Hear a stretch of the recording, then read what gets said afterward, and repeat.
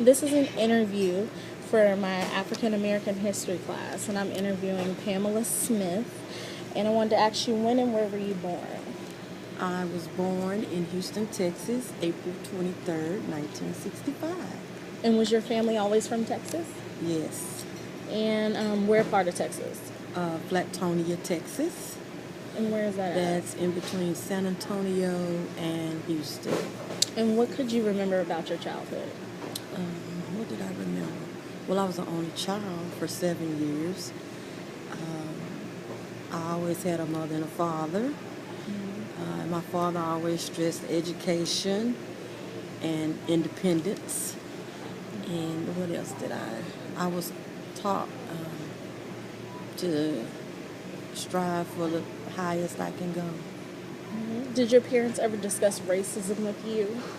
Or race? Yes, my parents did, but I think my mother experienced it a little, but my grandmother experienced a lot, and so I heard a lot of stories about my grandparents experiencing from my mother. Is there one story that you would remember? Well, I know my grandmother said back in when they were having racism, that they had to drink out the different water fountains, had to ride the back of the bus. They had a certain time to do things as black people.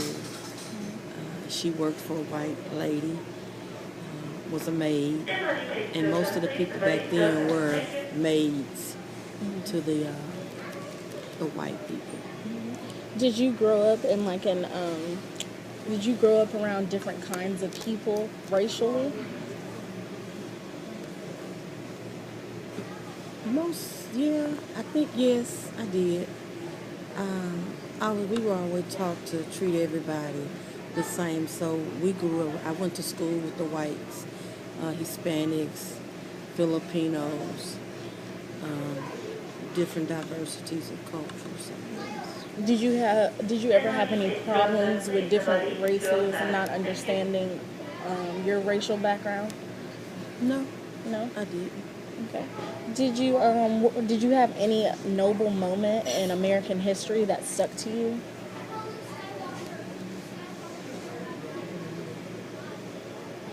That sucks. In reference to racism? Yeah. That stuck with you. Like a moment that stuck with Okay. you. Well, yes. I remember when my son was trying to get a scholarship and get accepted to a college. They sent us. We went for visits, and it was predominantly white school, and I really think it was a racism issue, because as of today, I still had not heard from that school. They were so concerned about this young black man who was so up into leadership roles and played a big part in his community as well as his family. They couldn't understand, and they made us come up with all kind of letters, and we had to give proof of practically who he was and who the different organizations was that he was involved in. And, one of the white guys told me at the admissions office that they just had never heard of a young man, that was the way he put it, that had been such an influence up until now, as well as in his high school years.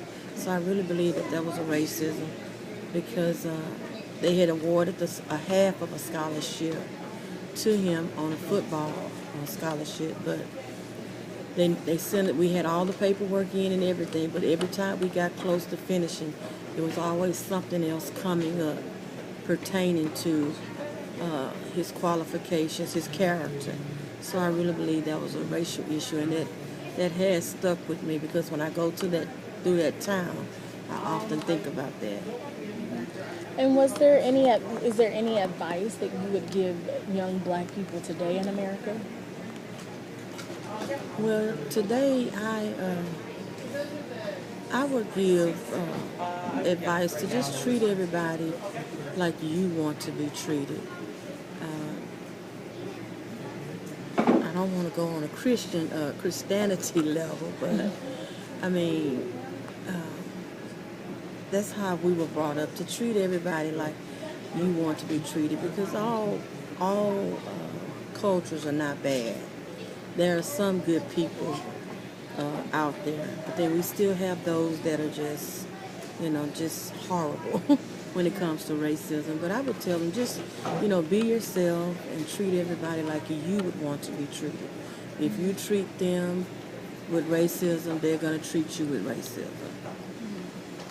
And what made you choose to go to Texas Southern?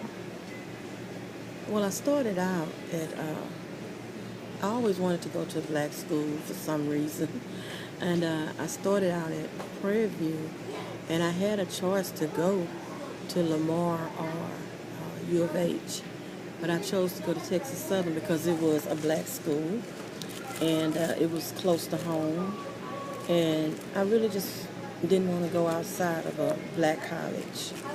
And Texas Southern was the one I chose because I knew some people, some doctors, some lawyers that have graduated from there. And I had heard so much stereotype about Texas Southern growing up. And when I heard and I met these people that went to Texas Southern, I said, oh, well, okay, that's where I want to go. And that's why I decided to go. Mm-hmm. And what did you study while you attended? Health information management. Mm-hmm. And was there any important teachers or role models that helped you along the way while you were attending? Well, yes, I had two instructors. One was Deborah Butts and Fanny Hawkins. And they helped me a lot because at the time when I was going to school, I had I had a baby, and I was one of those mothers that had to take my child to school because I was determined to get my degree. And while I was there, they would encourage me, bring my child. And while I was in class, if I wasn't with either one of them, they would take her and keep her with them until I got finished with my classes. Mm-hmm. So I feel like that was an encouragement, and that's what kept me motivated to keep going, because I could have stopped due to the, having the baby. Mm-hmm. And how do you think going to Texas Southern and your experiences prepared you for life today?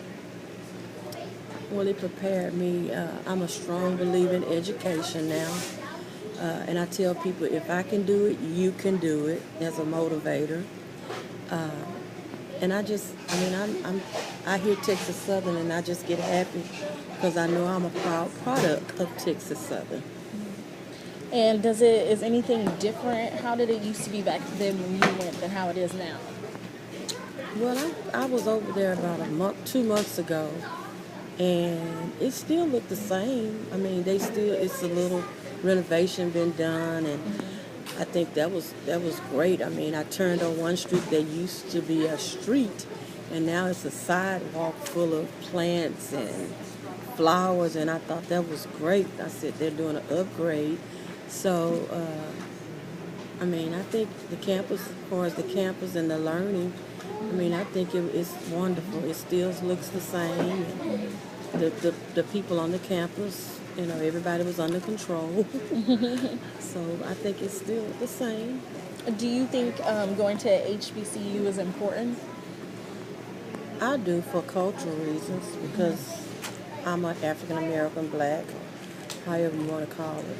And I do because it gives you a chance to experience each other and help each other and encourage each other. As a race, we need encouragement and motivation. I think going to a black school, it does encourage us because we still have a little stereotype out here in the world about us as a race. Mm-hmm. So I do think a HBCU is wonderful to go to. Do you think that it discourages some African Americans when they look at TSU and then they look at U of H and how their campus looks compared to our campus? No, I think it's all in the person. Because I really liked TSU because it was more family oriented, and I could touch my professors, whereas I experienced University of Houston during a summer session, and I was just a Social Security number, the last 4 of my Social Security number, and I had to make an appointment within 2 weeks in advance before speaking with the instructor Whereas when I was at Texas Southern, you know, I could just open door policy. So, yeah, I mean, yeah. Does anything stick out to you from Texas Southern? It's a family-oriented school. I mean, once you're there, you're in the big Tiger Land family, and I think everybody gets along pretty good and help each other out from what I experienced. Well, thank you for letting me interview you today. You're welcome.